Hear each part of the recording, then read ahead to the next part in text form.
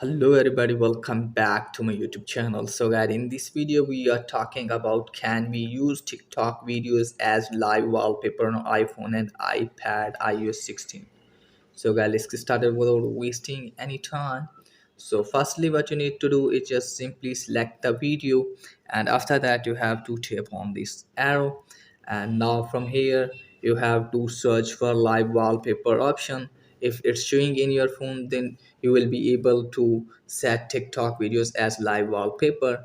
If it's not showing, so you can use live photo for TikTok videos. So you have to tap on live photo option.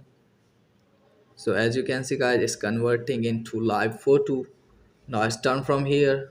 Now after that, what you need to do is just simply open photos, and now as you can see guys, this is the live photo. So after that, what you need to do is just simply tap on this. Now you have to scroll it down, and as you can see guys, it's showing here use as live wallpaper. Just simply tap on this. Now tap on done. Now tap on set as wallpaper appear. It's done from here. So as you can see guys, this is live photo from TikTok. So this is guys for today video. If the video is helpful, please like and subscribe my channel. Thanks for watching.